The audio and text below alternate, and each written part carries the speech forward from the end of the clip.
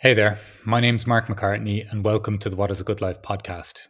Over the last 3 years, I've interviewed over 250 people around this question, not to prescribe you with a universal answer, but to help you explore this question for yourself. I'm hoping the guests' musings, curiosities, explorations, and experiences will prompt your own inquiry into what this question means for you. While I'm also trying to share with you what I perceive to be more genuine expressions of the human experience and indeed more meaningful conversations. Which brings us to this week and the 108th episode of the What is a Good Life podcast, and I'm delighted to introduce our guest, Ruth McCarthy. Reading Nancy Kline's book, Time to Think, meeting her in person, and experiencing for the first time the power of uninterrupted attention set Ruth on a completely different path in life in her early 50s. Challenging our limiting assumptions takes practice, and listening with the promise of no interruption can transform relationships and results. Inspired by this, Ruth founded her consultancy, Think It Through, and as global faculty at Time to Think, she works with individuals and organizations across corporate, public, and non-profit sectors. Her mission is to inspire deep trust, communication, and the courage to think for yourself in an increasingly polarised and volatile world. In this wonderful conversation, Ruth shares her journey of self-discovery and the liberation that comes from embracing one's true self and paying witness to what we are becoming. She emphasizes the importance of attention and self-awareness in navigating life's complexities. We delve into the significance of ease in conversations, the impact of suppressed feelings on our well-being, and the transformative powers of thinking for oneself, curiosity, and listening. This episode invites you to slow down, challenge your assumptions, and truly pay attention both to yourself and those around you. And by doing so, you might just open the door to a life of possibility that continues to surprise you.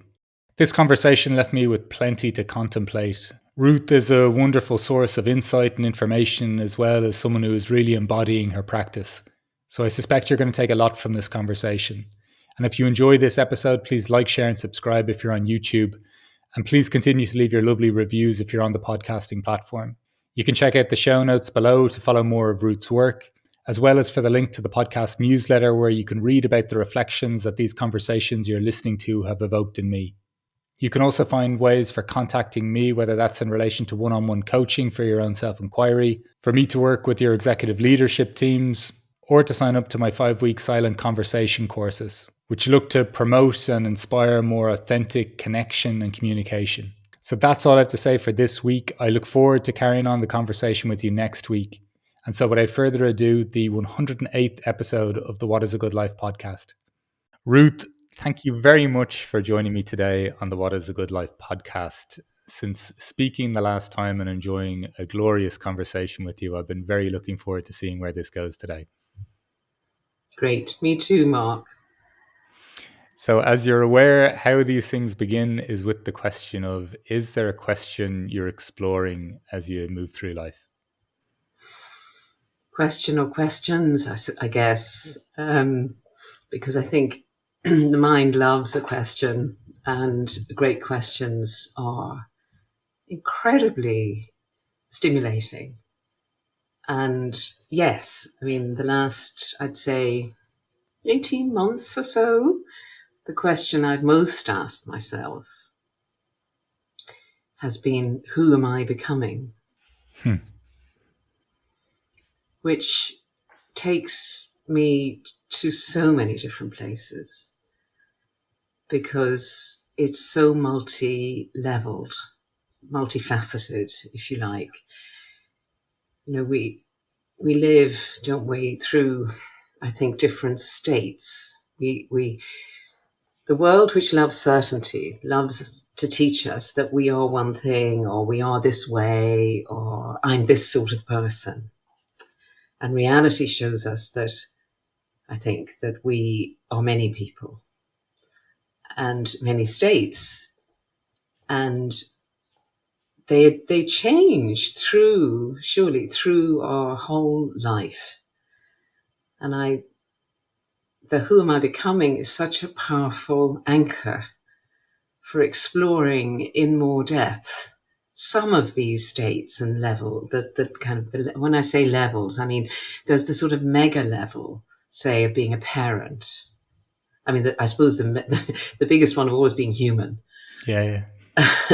And then inside that, being a parent, for me now being a grandparent, being a woman, being a wife, being Irish, being an immigrant. I live in London. I've lived here all my adult life. There's so many different I don't want to say definition because that's not quite the right word either. It's just this multifaceted gem of a thing we call life, that we live through these different prisms. And so who am I becoming helps me to focus on whichever of those feels most significant.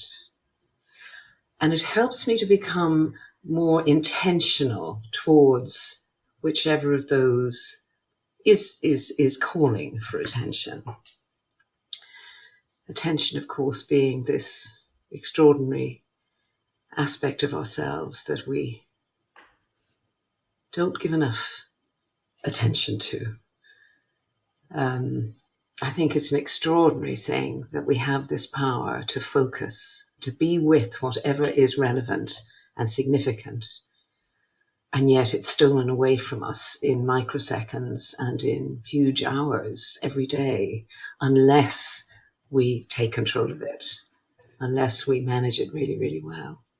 So who am I becoming means I give attention to whichever of these aspects, states, prisms feels most perhaps in need of it, or most interesting, or about which I might be most curious.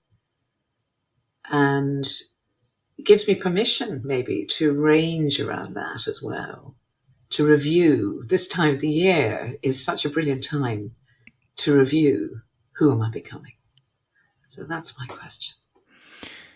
This is absolutely gorgeous. And I love how you've described that, like almost the giving or what's requesting attention, like which aspect of myself is possibly in need of attention right now too.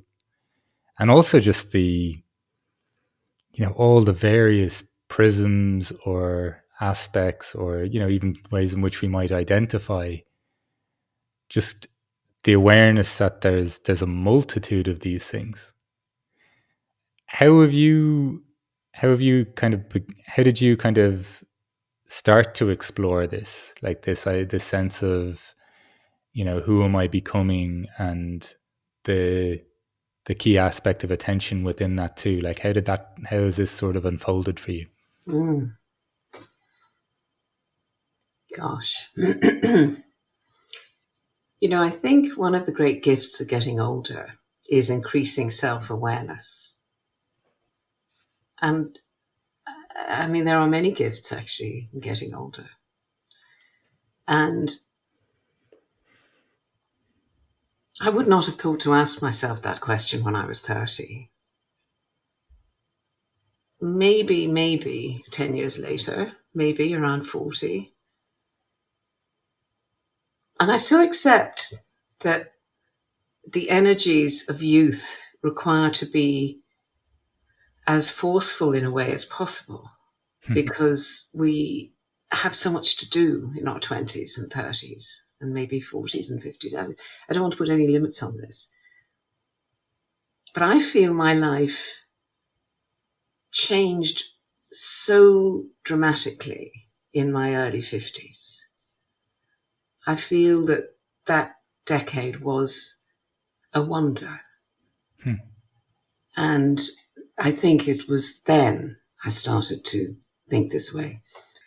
And I think that's just actually part of the fact that as we get into that time of our lives, our focus shifts and the state shifts, and that urgency of doing and getting and having and making shifts and turns down a few notches, I think. And of course, for women, it's a time when we're relieved entirely of the physical burdens of womanhood. Menopause gets rid, sort of changes all of that. And I do think it's an extraordinary time for women. I do think it's a decade of self-realization and power that is inhibited before then by the very real, understandable, and human needs of biology. And that the freedom from, as it were, estrogen-led living is an extraordinary liberation. And I don't know that people do talk about it quite enough. There's all the physical stuff, but I don't think people think enough about the extraordinary change it is, and the capacity and the energy and the almost the newness of it. And it was therefore in that period of time that I became much more aware of my own effect in the world, and was, synchronicity, serendipity, whatever, really fortunate to be recommended to read not once or twice, but 3 times within a very short period. I mean, this is the universe speaking, really. A book called Time to Think by Nancy Kline. And as you know, that's my practice, that's my working life, but it's also my full life, because the very simple elements of this way of being impact on absolutely everything that I do. And increased awareness of that impact, being, I suppose, able to generate a whole new life and public life, because I offer the Time to Think courses in many places, and in a venue here near my home. I go to Ireland to do that as well, and I've been to other countries. There's a whole international kind of level to this, which is amazingly engaging, fascinating, and forever in evolution. Because if you think that at the heart of this whole idea of time to think is the idea that the quality of our thinking depends on the quality of the attention we're receiving from people while we think. And the question we're asking is, okay, then what is it that impacts on us as listeners, on us as thinkers, and what do we need in order to be able to think independently and clearly and well and as ourselves in a world that shuts that down tragically, very efficiently, all the time, in a world that's so noisy, so demanding, so challenging, and so wanting us to think like everybody else. So even in the time since I started this work, which was in 2007, I have seen so much change to our capacity to think well and clearly, and to give each other this level of attention, which says to the person thinking, just as you're doing with me now, your thoughts interest me. I'm kind of fascinated by where you might go, and I don't know where you're going to go, so I'm not going to interrupt you. Because if I do interrupt you, that thought will never occur.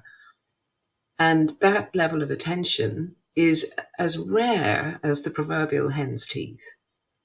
It simply doesn't happen unless we contract for it. And so the discovering that was the single biggest thing, other than, childbirth and death, that has happened to me in my life. Discovering the power of not interrupting, of giving attention. So, like it says here, that's an act of creation. And we have that power inside us all the time. We can have that capacity to impact on our children, on our friends, on our families, and of course, in any work situation. It's the most beautiful thing. And to discover that when I was still only in my early 50s, and to engage with it daily, and to know that there's always more to find out, because that's the premise. Here's the stuff we found already that really helps us to think, well, starting with attention. But there's ease, for example. And last year, no, the year, I think you were asking about what questions I'm engaged with. I always try and engage with a question and one word at the beginning of every year. And last year, my word was ease.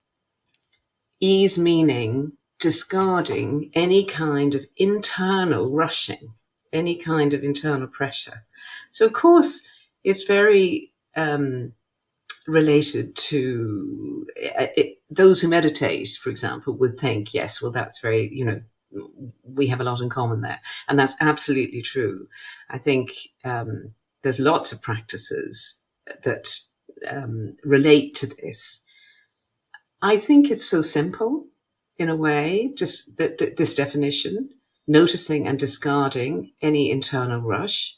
And I think it's fantastically difficult to do it, because our five senses and the world bring us constant irritation, constant anxiety, constant non-ease, constant dis-ease, as it were. And so we do need to acknowledge that, and we do need to find an effective way to ground ourselves in ease when we're with somebody and listening to somebody. And the great benefit of that, I then discovered, was that the more I did it with other people, and sometimes it's slightly fake it till you make it, there might be something big going on, but nonetheless, you sit into attention, sit into being fascinated, and actually everything in my own system calms down. Yeah. It's incredibly grounding. It's a beautiful practice. And that level of ease consistently felt over the years since I started to be with people this way, I think has had really huge benefits for me physically. Because the less cortisol, the less adrenaline we have circulating in our systems unnecessarily, of course, they're necessary in certain very specific situations like escape, but they're not necessary for our daily lives. And yet we're awash with adrenaline and cortisol in the modern world. Our leaders and our advertisers and our marketeers love to fill us with adrenaline because it's one way of selling things or getting things, very effective way. So we have to deny all that. We have to actually, not deny it. I mean, I acknowledge absolutely it's the truth. What I mean is we have to push back and be very aware, perhaps, and find a way to discard it.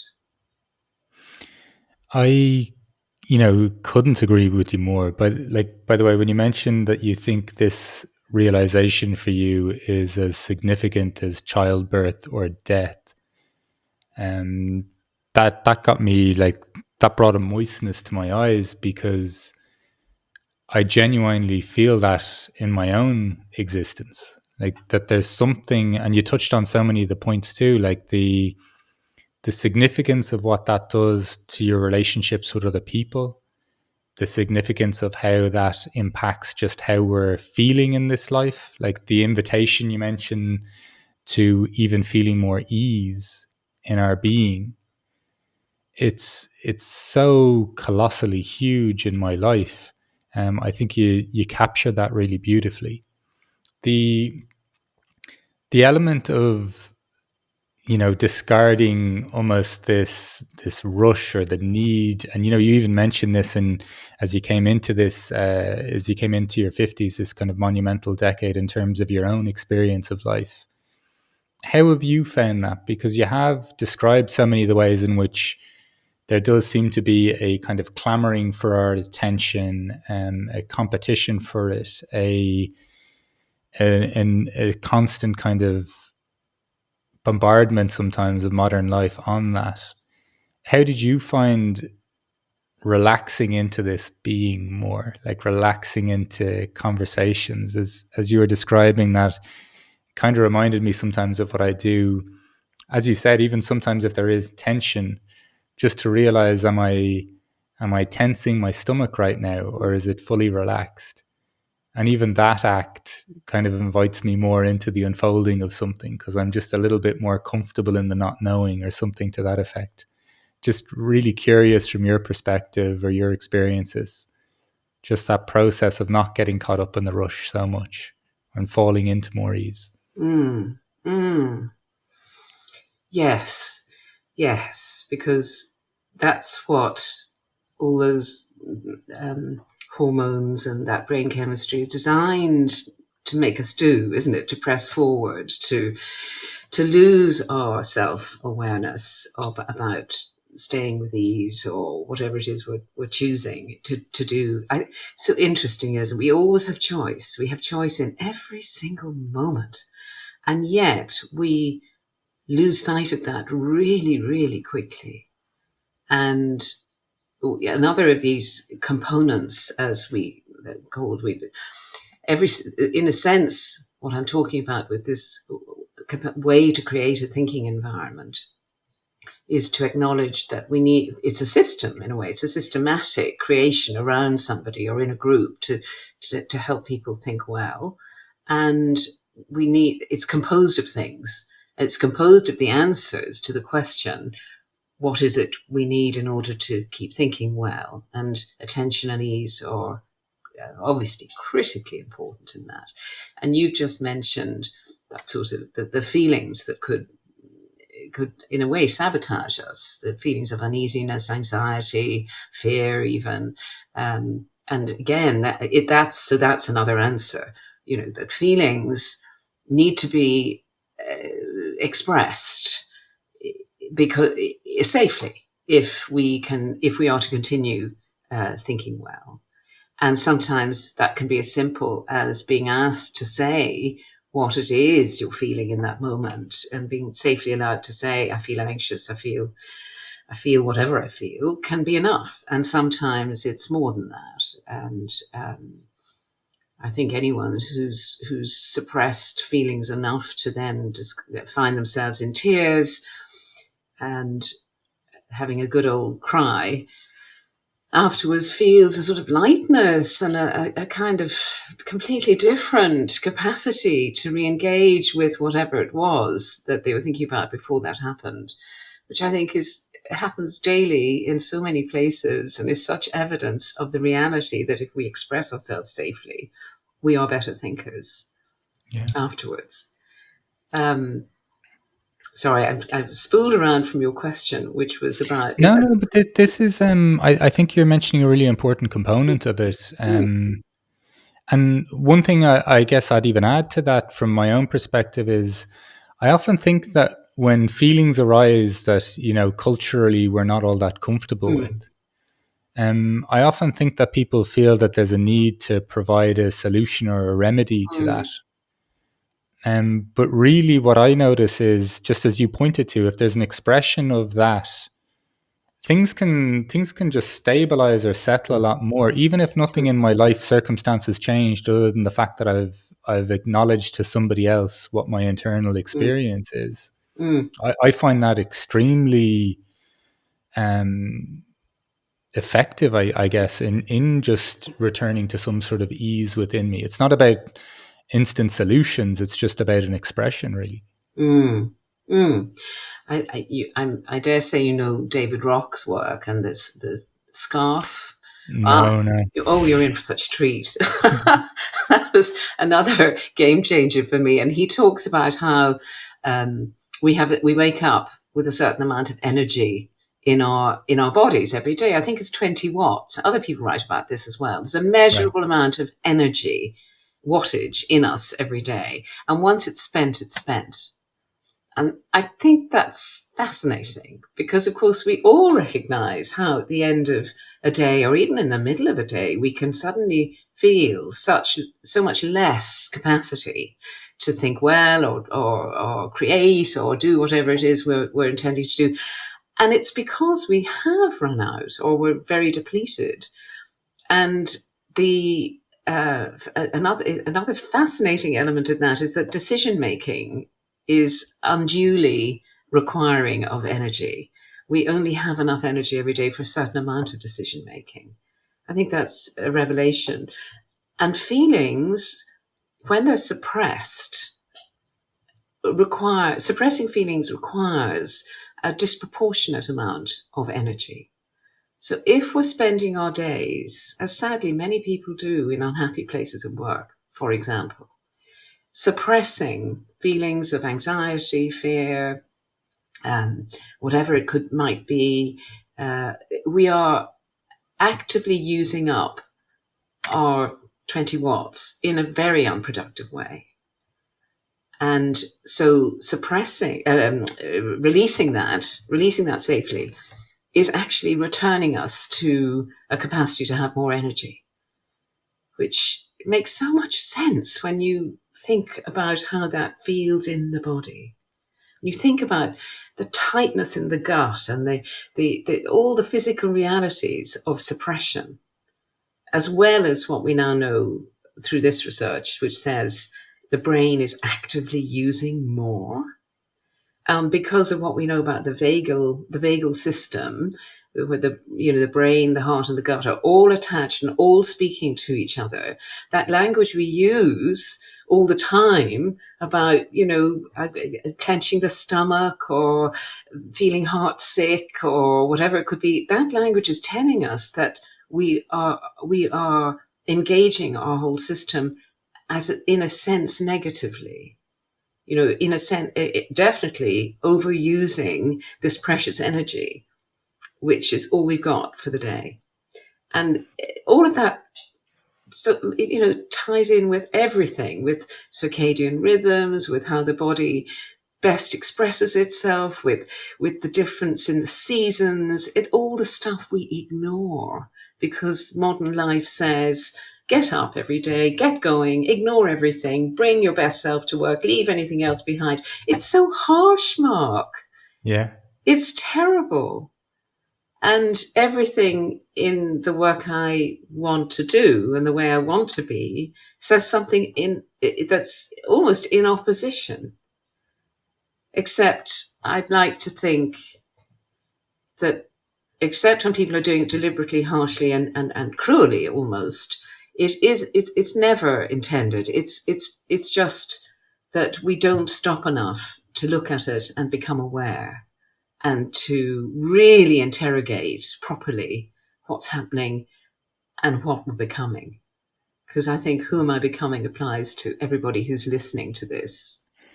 Yeah, and I'd almost invite anyone who's listening to this to even just think about in their life, and even myself or anyone, just to like, where are you right now, like in terms of what are you suppressing or what are you hiding from somebody? And as you say, not in some malevolent intent or anything like that, but just the way in which our current culture kind of prescribes that we show up irrespective of kind of how we're feeling or how much energy we're feeling. And it's often like, I think sometimes when people are looking for the negative reasons almost for why people are behaving how they're behaving, I often think it's far more innocent than that. Like it's almost just getting swept away in a culture or in a way or in a mode of behaving, which, like as you say, when we do stand back from it, it's kind of staggering the extent of how much it does drain our energy, how much it does sap on our sense of ease in conversations. And then, as you say, just completely takes so much attention even away from this very essential inquiry that you're pointing to. Like, who am I becoming? What part of me is in need of attention right now? Yeah. From your perspective, just because I sometimes forget kind of how not heretical some of these ideas are to the present, the more general myths of our culture, I guess. But for you, when you started to notice these things, when you started to explore this work, when you started to become more conscious of your choice and attention, how did you start to almost, how was that process even of transition? Because it is quite a, I know when we've been on this path for a while, it can become quite common. It almost feels like just, this is kind of obvious. But at the time, I assume that there's Was there resistance for you? Was there not a was there a friction in kind of coming around to this, or how did you experience it? That's a really big question. um, it was transformative immediately internally. Right. Something shifted. I read this book, Time to Think, in 2007. And in January 2008, I did a course with Nancy Kline here in the UK. She lives in the UK. And it was a 3-day program. And during that course, I came to examine assumptions. One of the critical blocks to independent thinking will be assumptions we hold about ourselves or the world that are untrue and unexamined, which is a fatal combination. Because when they're examined, they explode. If they're not true, they explode, they disappear. And in that, it's an incredible dynamic that and in its place, nature abhors a vacuum. Here's this untrue limiting thing that's been holding me back for decades. Into its place immediately arrives something that's true and liberating instead. Something that says, you can do this. And you can be this. And what that did in that 3 days, as apart from learning an enormous amount about how we think, I discovered that I could be valuable in a way that I had never acknowledged before. And that the value I could bring was in helping other people to think for themselves. And you're so right. Thinking for yourself is a radical act that is not encouraged in the world that we live in. And I'm not an activist in a sort of public sense, but I like to think that I have embraced a kind of activism of the mind. And to go back to 2008, I left this lovely venue in Wallingford in the depths of the countryside. And I had to stop driving because my head felt separated from my body. I thought, this isn't safe. And I drove off the road and got out of the car and sat on a gate. And then I took my shoes off and, put my feet in the grass just to sort of feel grounded again. Because it wasn't that it was an unpleasant experience. It's just that I had never before in my life felt that depth or height, if you like, of engagement with my own mind that meant I'd forgotten where my body was.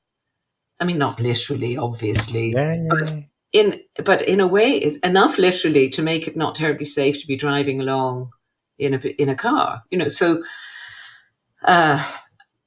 after 20 minutes or so, I felt more integrated again, and that was fine. Came home, and I couldn't really explain terribly clearly what had happened. This sounds now, this is going to start terribly woo and everything. It wasn't. It was immensely practical.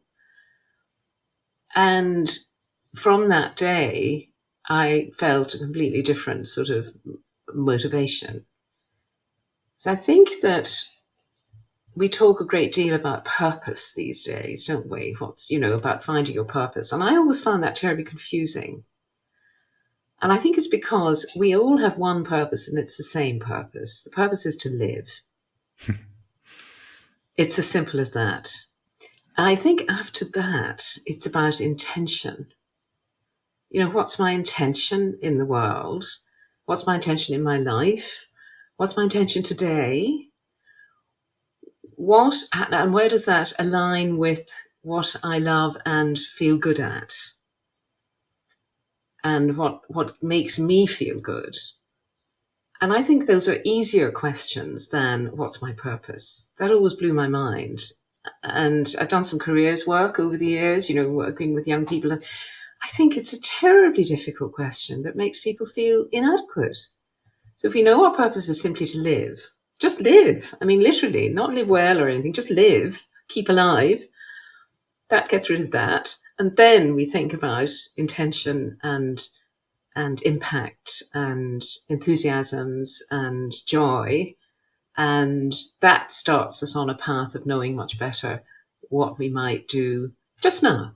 That's the other thing. It's not for the rest of my life. It's just now. It's just tomorrow and next week. And that kind of alignment gives ease, but it also gives enthusiasm and direction and all the things we need. So to come back to your original question, which was about, I mean, it's such a big question, isn't it? So here I was suddenly charged up with this whole new sense of possibility and enthusiasm. And well, the obvious thing was to go on doing what I'd just done. So I did the coaching training and with Nancy, and then this is all in 08, 09, and then the other parts of this work, which were only emerging then around groups and working with meetings, because I love to be in a group, and one-to-one work is fabulous, but I really love to encourage a whole group to solve a problem, create a strategy, make some difficult decisions, or just learn actually enough about these principles to transform how they are with each other. Because what people don't realize is the success of any meeting or discussion or group depends almost entirely on how people are behaving with each other. I mean, if we impose a system called a round, very simple, where everybody goes around in turn without interrupting each other, answering the same question, which gets refreshed as we go round, because we have a fabulous capacity to go off and answer a different question very quickly. But to do that in a disciplined way that embodies equality and brings in ease because people know they're going to be able to speak, then it literally transforms the outcomes. But more importantly, it transforms relationships. Yeah, absolutely. And it's absolutely wonderfully well. It's deeply underappreciated. I think, we're so caught up in looking, thinking we live in such complexity, which is also true. But it almost makes us discard such simplicity and just how effective it is. But you absolutely already answered my question there. That experience when you recounted it there, or just even sitting on a gate, then putting your feet on the ground, that honestly gave me like a tingle or a goosebumps on my neck. Like, I think there's something, I don't know, there's something so relatable in that experience for me, of almost just something feeling like so surreal, or not, like almost disconnected and yet embodied, and like almost like a grounding or a settling need to taking or needing to take place in my actual being. Like, I think these moments in life, not to be chasing a peak experience or anything of this nature, but when these moments come, and if we're actually present to them and paying attention to them, I think they're fundamentally important. Like, where there's almost this discombobulation for, as you say, as something else is emerging, like to almost be bearing witness to it in real time as it's occurring. I think it's just one of the most wonderful things to experience. You mentioned just, even with the question of becoming, and then this idea of purpose, and how it can be so constraining, almost, the lens through which we view that, which I take a similar perspective in, that it seems to be almost you need to do an untold and quite aggressive interrogation almost of yourself, and then commit to something for the rest of your life. And it seems almost in absolute opposition or conflict to what your very opening question is, in the sense of, what am I becoming? And something you also touched on, like, when you're fully paying attention to yourself or somebody else, the freedom to become anything, or the possibility for anything to occur, is so significant. From your perspective, just What has that freedom like been for you? You know, you mentioned the 50s being such a seminal decade, or this decade of wonder. What was it like to suddenly sense that, okay, I'm not constrained by something here? There's a freedom just by focusing on what's here right now, this present moment, having the attention towards that and an intention within that, or because of that. Mm. How did that? How was kind of settling into that as a potentiality in life? That's lovely. Another small question, Another obviously. small question. No, but it's a lovely question because it's making me look back at it. You know, it's ever the case, isn't it? When we're in it, we're not examining it, Yeah. and that's very much the case with this way of being because there's something so 100% present in the listening if we've committed to this sense that the thinker is capacious and all they need is this in order to reach for the thoughts that haven't emerged yet. It is hugely emergent work. A thinker restored to their capacity to think for themselves is almost a new person in that moment. It may not last because the world will do its best to constrain it again. And the more often it's experienced, the stronger that capacity to be an independent thinker will become. And the world is a better place for it. And although of course it could be that in the reality of independent thought, somebody makes big decisions very different to perhaps what they were thinking previously and make changes in their lives that may surprise those closest to them. And I suppose there were some surprises. I always say to people, because I teach this work now, and I always say, you know, there's a kind of health warning here. Two things. One is you may be contracting with yourself to listen well to other people, but don't expect them to do the same thing back to you. Yeah. And the other is, if you start to ask the kind of questions that become pretty frequent within this way of working, being rather, not way of working, way of being with each other, like questions about assumptions, for example. What are you assuming that might be stopping you from having that conversation? You know, it's a great question, but if you ask it without invitation, if you ask it without any preparation, you're going to really startle somebody who knows you well because you've never asked them a question like that before.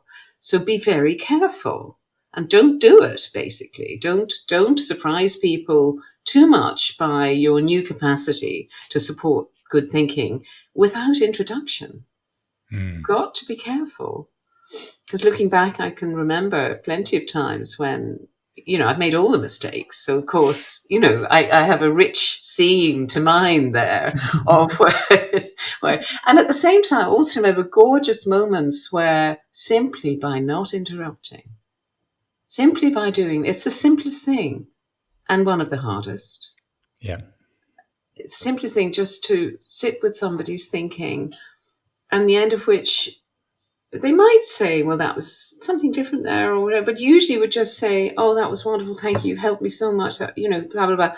And I think, well, actually, no, you've helped yourself. It's just that you had attention. And there's something infinitely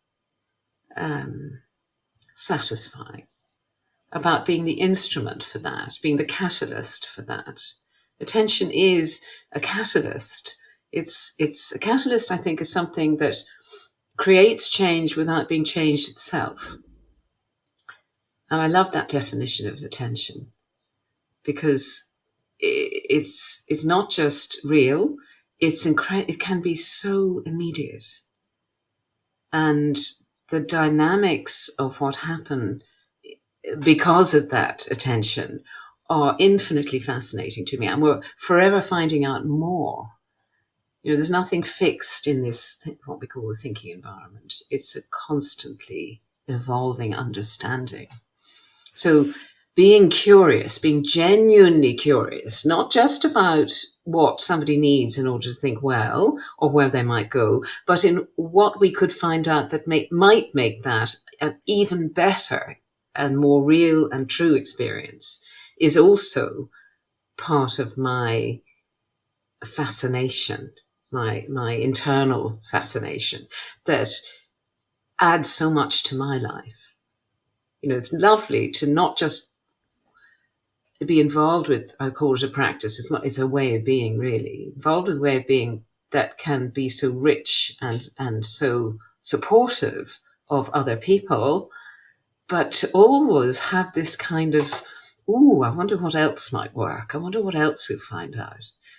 That keeps me on my toes, which I think, is a great place to be at any age, but particularly as you get older.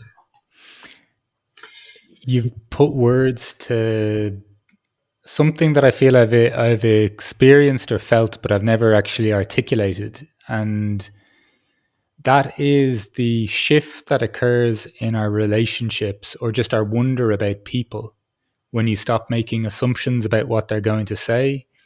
Like, they literally become an infinite well of possibility in terms of what they might suggest or express or whatever it might be. And,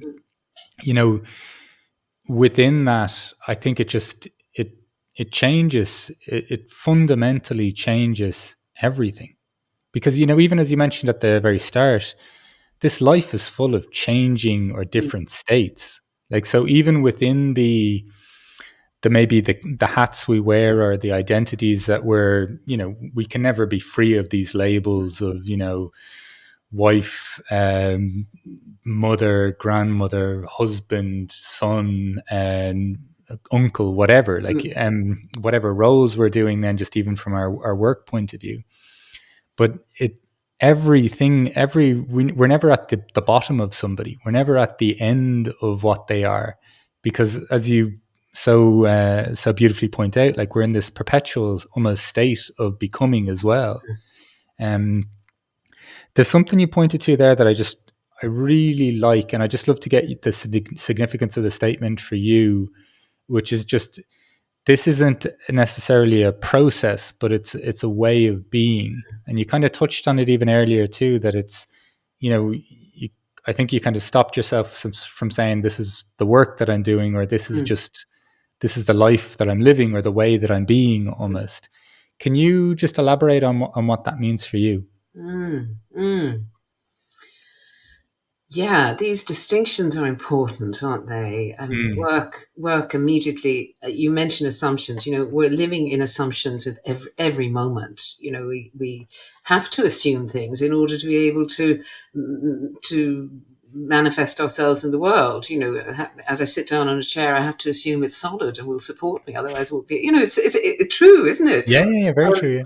And to your point, the assumptions about others are one of the most limiting factors of all, because in order to, humans love accuracy, certainty, left brain thinking that makes sense of the world, codes the world, tells us we've been here before, it's safe, we can do it, and we need it in order to make progress, and yet it holds us back so terribly.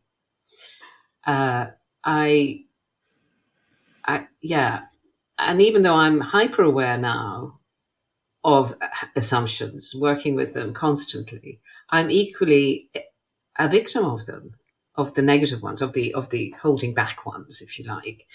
I suppose one could start every morning by thinking about, well, what might I assume today that would get in the way? But we'd still be trapped by them, because the brain works so fast and the mind leaps forward so quickly. And sometimes you just have to do. So this distinction of a way of being is a living embodiment of just how much of these 10 elements, that are these 10 principles or components that I've mentioned, and mentioned a few of them, I can hold in myself at any particular time, almost non-consciously.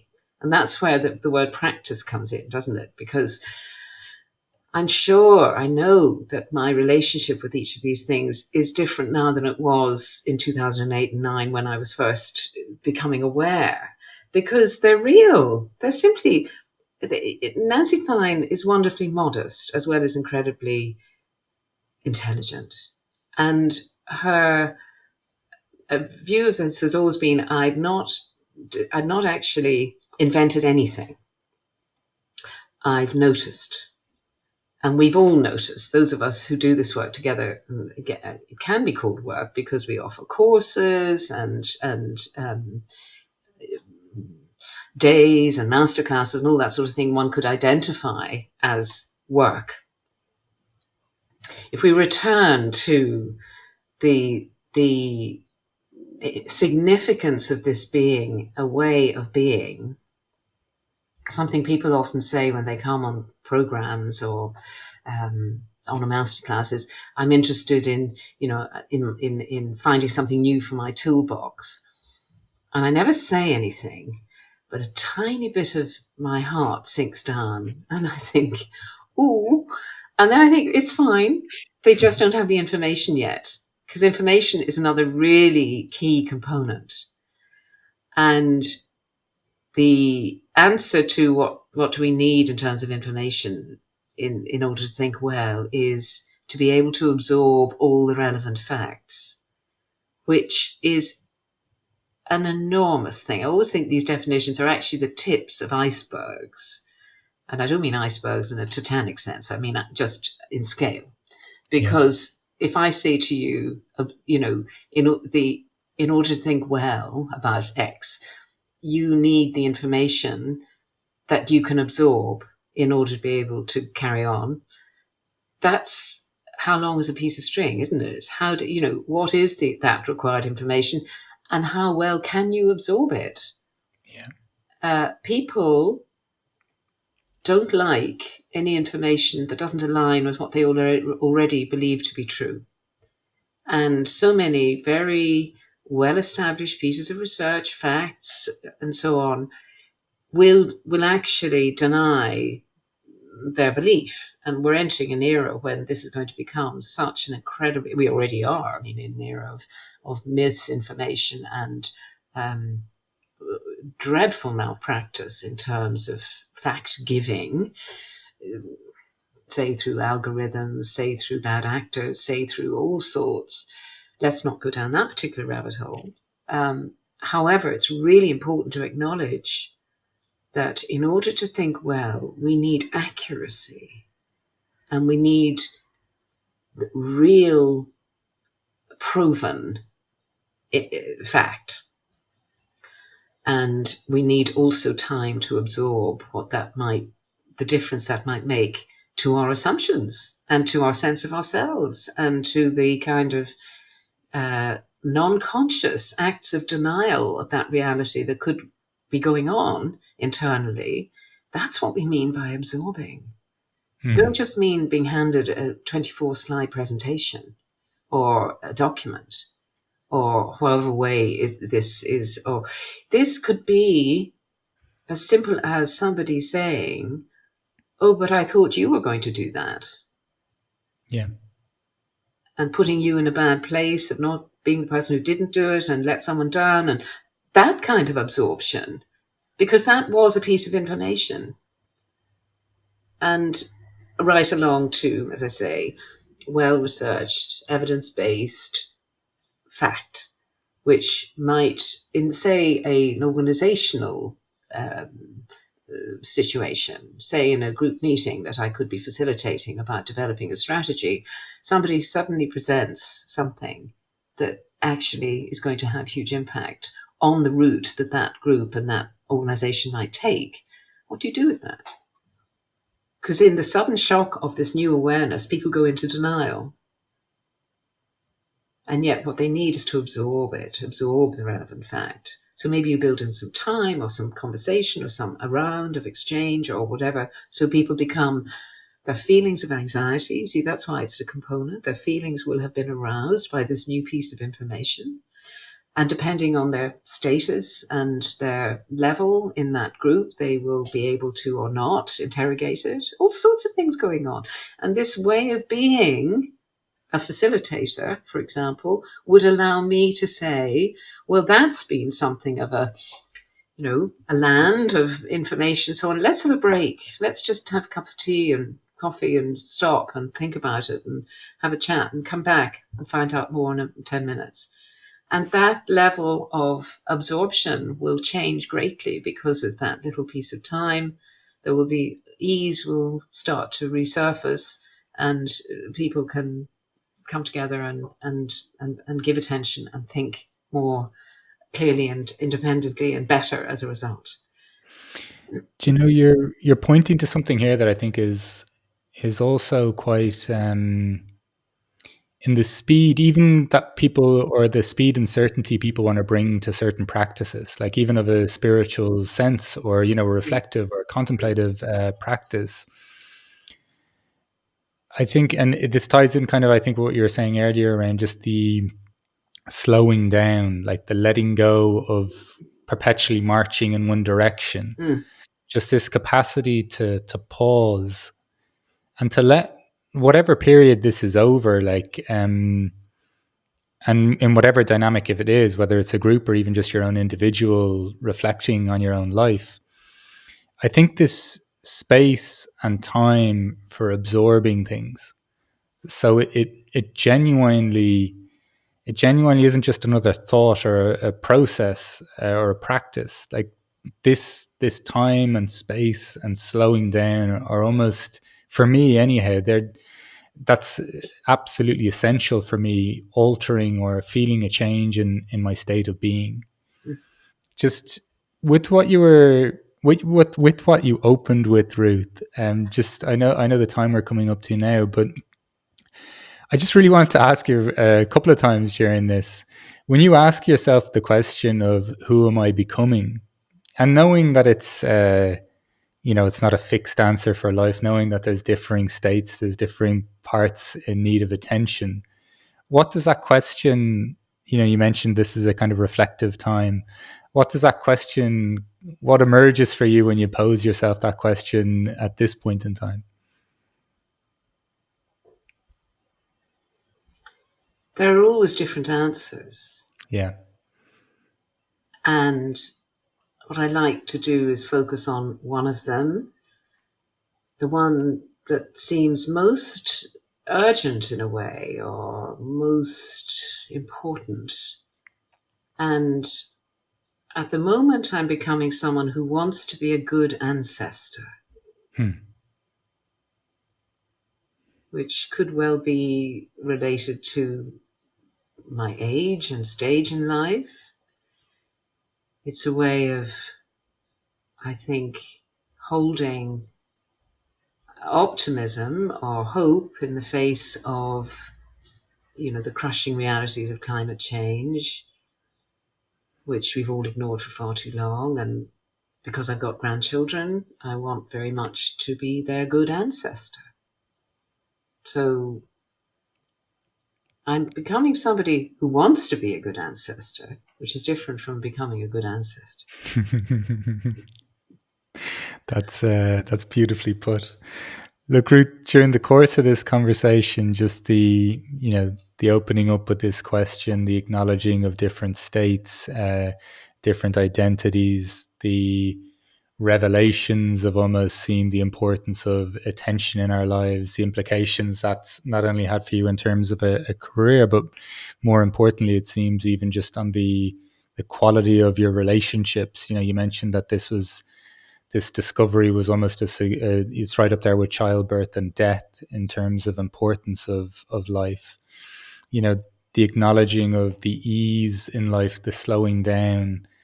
I think the wonderful liberation that you said you experienced for a number of different reasons in your 50s as well, and the effect that that's had on your life. And then just this, acknowledging the different parts of us, the feelings that need to be expressed, the significance of this, of what you're pointing to throughout this conversation being much more than a practice or a way of working, it's a way of being.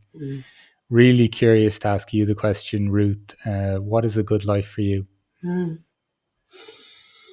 I love your summary, Mark. It's I know it's not a summary; it's more a sort of gleaning, isn't it, Yeah. of our time together. That's gorgeous. I've thought about this, since ever since we met first, and again, I mean, it's such an enormous question, isn't it? I thought if I was just to think of words associated with what is a good life, I think a good life, gosh, creates the capacity for love in all directions, both to me and from me. That's the essential. A good life is one of belonging, perhaps. Not always necessarily in the same context. I was so struck by Brené Brown's comment on belonging being the opposite of fitting in. And I think that assumptions and difference and assumptions about difference force too many people to fit in rather than to belong. And I think a good life is one where one belongs wholeheartedly. Because from that comes everything else that is of value, that impacts on other people. A good life that's full of love and belonging is a life that can extend to others what they need. And I think everything everything human is captured by that, by what I've just said. And so much is happening that's changing that or impeding that, or I don't want to end in that way, because appreciation, which is another beautiful part of this way of being, tells us, and it's just very simply defined as noticing what's good and saying it. Yeah. And I think a good life does that. A good life focuses on noticing what's good, however difficult that can be sometimes, and saying it and being with it. I think all of that has huge impact. And I suppose, we can't help, because we're forever seeking as humans. We can't help but want to have impact. And I don't know whether that's an actual component of a good life, but it seems to be inevitable that we would want to have impact. And therefore the impact has to be through love and belonging. And everything else will flow from that. I absolutely love that, and I think there's that answer was being accompanied by some chirping of birds in the background too, which is absolutely delightful. Look, Ruth, thank you so much for this conversation. I thought it was absolutely glorious. And yeah, thank you so much for all that you've shared, the insights and experiences, and for joining us today on the What is a Good Life podcast.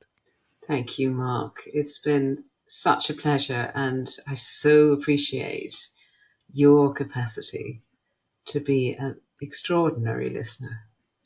Been a real joy.